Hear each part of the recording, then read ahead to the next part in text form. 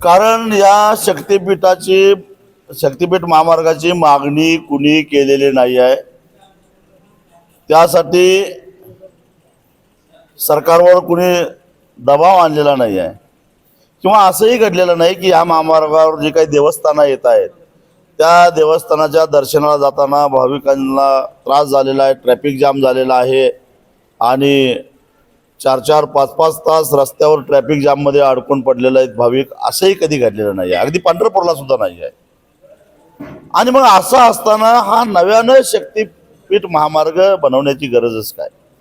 मुळामध्ये हा जो महामार्ग नियोजित आहे तो कोल्हापूर नागपूर जो काय सध्याचा राष्ट्रीय महामार्ग आहे त्याला बरोबर समांतर आहे। आणि त्या महामार्गाचं जर का राष्ट्रीय महामार्ग प्राधिकरणाकडून माहिती घेतली तर तो नुकताच बांधून पूर्ण झाला आहे, पण त्याच्यावर सुद्धा वाहतूक अतिशय तुरळक आहे। त्याच्यावर जो अपेक्षित टोल जमा व्हायला पाहिजे तो होताना दिसत नाही आहे। जवळ किमान एका टोलवर 40 लाख तरी दररोजचं कलेक्शन व्हायला पाहिजे, पण तिथं 7 ते 8 लाख केवळ कलेक्शन व्हायला लागलेलं आहे। मग हाय तो राष्ट्रीय महामार्ग तोट्यात असताना दुसरा राज्य सरकारचा महामार्ग करून त्यांचाही तोटा वाढवायचा आणि आपलाही तोटा वाढवायचा, ह्यात काय शहाणपणा आहे?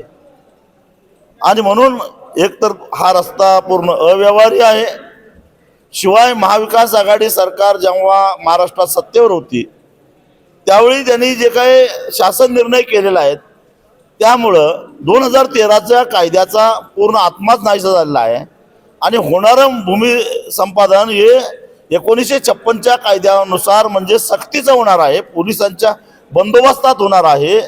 आणि त्याचा मोबदला जो आहे तो समृद्धी महामार्गाला जो मोबदला मिळाला त्याच्या केवळ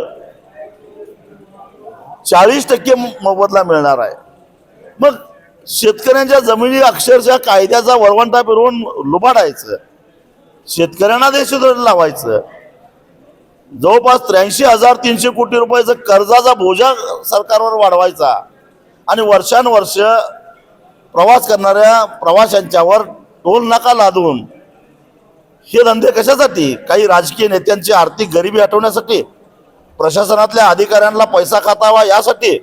हे आम्ही कदापि होऊन देणार नाही, म्हणून आमचा विरोध आहे। माझ्या माहितीप्रमाणे काल शुक्रवारी विधान परिषदेमध्ये चर्चा झाली असं ऐकलंय, परंतु ज्या ताकदीनं व्हायला पाहिजे ते होताना दिसत नाही। माझा सर्वपक्षीय राजकीय नेत्यांच्या भूमिकेबद्दलच संशय आहे माझ्या मनामध्ये, कारण आता सध्या स्थगित केल्याचं नाटक करून 2-3 महिने काढतील, परंतु ऑक्टोबरच्या विधानसभेच्या निवडणुका झाल्या तर कुठल्याही आघाडीचं सरकार येवो पुन्हा बळाचा वापर करून शक्तिपीठ करण्याचा प्रयत्न होणार, ही काळ्या दगडावरची रेघ आहे।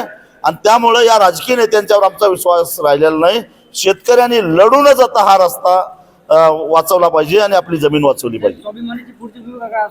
आम्ही हा रस्ता होऊन देणार नाही साहेब। आता विधानसभेसाठी स्वाभिमान तिला झालेल्या राज्य कार्यकारिणीमध्ये आम्ही 30 ते 35 जागा लढवू शकतो असं एकूणच आमचा निर्णय झालेला आहे, परंतु त्या स्वतंत्र लढायच्या का आघाडीतून लढवायच्या याचा निर्णय आमचा झालेला नाही आहे। आम्हाला निर्णय घ्यायची गडबडही नाही, योग्य वेळी आम्ही तो निर्णय घेऊ। आरक्षणाबाबत सरकार चांगलं हुरकून निघालेलं आहे, जरांगी असो की हाकी असो, याच्यात निर्माण करायचं आणि त्यात गुंतून पडायचं। पण दुर्दैवाची गोष्ट आहे की या आरक्षणाच्या वादामध्ये मूलभूत प्रश्न जे आहेत ते बाजूला पडतायत।